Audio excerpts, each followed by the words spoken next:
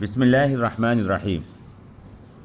اسلامی تاریخ کے کچھ ابواب، مختصر واقعات آپ کی خدمت میں ہم پیش کریں گے۔ آج زمزم کا کنواں اور عبد المطلب کا خواب۔ قبیلہ جرہم کا اصلی وطن یمن تھا۔ یمن میں قحط پڑا، اس وجہ سے جرہم کے لوگ وہاں سے تلاش معاش میں نکل پڑے۔ راستے میں حضرت اسماعیل اور ان کی والدہ حضرت ہاجرہ سے ملاقات ہو گئی۔ وہ زمزم کے کنویں کے قریب ہی رہتی تھیں۔ زمزم کا کنواں حضرت اسماعیل علیہ السلام کے قدموں کی رگڑ سے نکل کر آیا تھا، اور ریگستان میں یہ معجزہ ہوا تھا۔ قبیلہ جرہم کو پانی کی وجہ سے یہاں رکنے کا خیال پیدا ہوا۔ حضرت ہاجرہ سے اجازت لی اور یہیں رک گئے۔ بعد میں حضرت اسماعیل کی شادی اسی قبیلہ جرہم میں ہو گئی تھی۔ حضرت اسماعیل کو جب نبوت ملی تو اللہ تعالیٰ نے ان کو حکم دیا تھا کہ تم عمالقہ، قبیلہ جرہم اور یمن کے لوگوں کی طرف بھیجے جا رہے ہو۔ آپ کی عمر 130 سال کی ہوئی تو آپ کا انتقال ہو گیا، اور حضرت اسماعیل حتیم میں دفن کر دیے گئے۔ آپ کے انتقال کے بعد آپ کے بیٹے قیدار خانہ کعبہ کے متولی ہو گئے۔ اس کے بعد بھی حضرت اسماعیل کی اولاد میں خانہ کعبہ کے متولی ہوتے رہے۔ لمبے زمانے کے بعد قبیلہ جرہم اور بنو اسماعیل میں دشمنی پیدا ہو گئی۔ بنو اسماعیل کمزور تھے، تعداد میں بھی کم تھے۔ قبیلہ جرہم والے زیادہ تھے، تعداد میں بھی بہت تھے۔ انہوں نے مکے پر اپنی حکومت قائم کر لی۔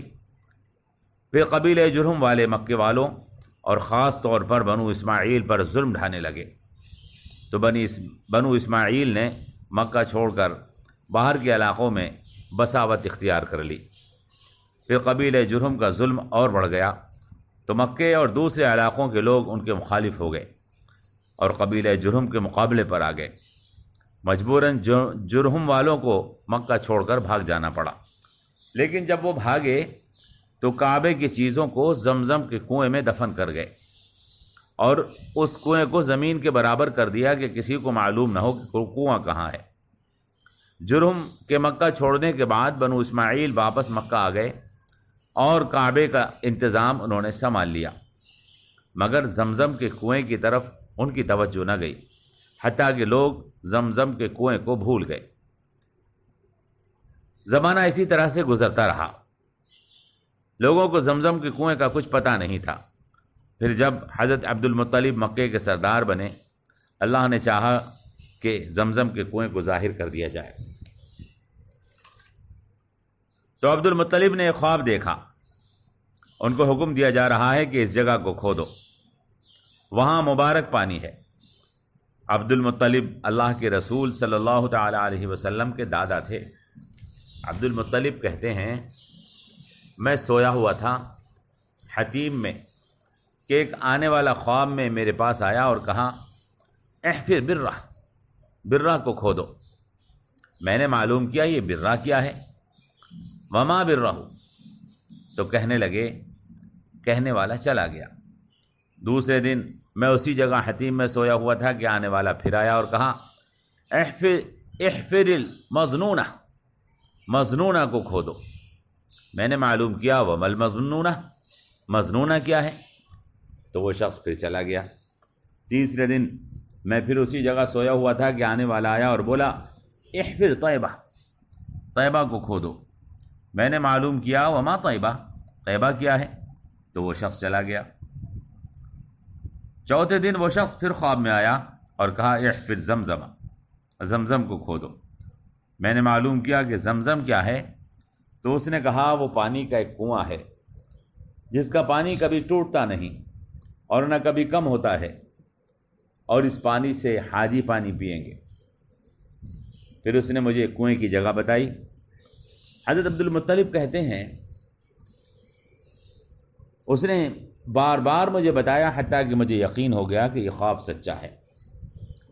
عبد المطلب نے قریش مکہ کو خواب بتایا اور کنواں کھودنے کے ارادے کا اظہار کیا تو انہوں نے مخالفت کی۔ پھر عبد المطلب نہیں مانے اور اپنے بیٹوں کو ساتھ لے کر جگہ کو کھودنے لگے۔ 3 دن تک کھودتے رہے، حارث ان کے ساتھ تھے۔ 3 دن کے بعد کنواں نظر آیا۔ اس کے بعد عبد المطلب نے زمزم کے کنویں کے نزدیک کچھ حوض تیار کرائے جس میں حاجیوں کے لیے پانی بھر دیتے تھے۔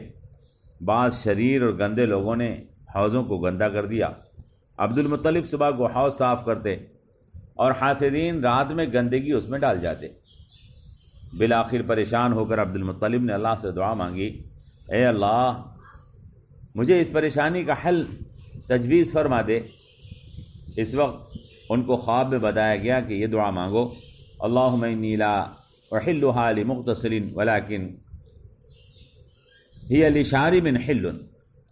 اے اللہ میں اس کے پانی کو نہانے کی اجازت نہیں دیتا، صرف پینے کی اجازت دیتا ہوں۔ صبح کو عبد المطلب نے اعلان کر دیا۔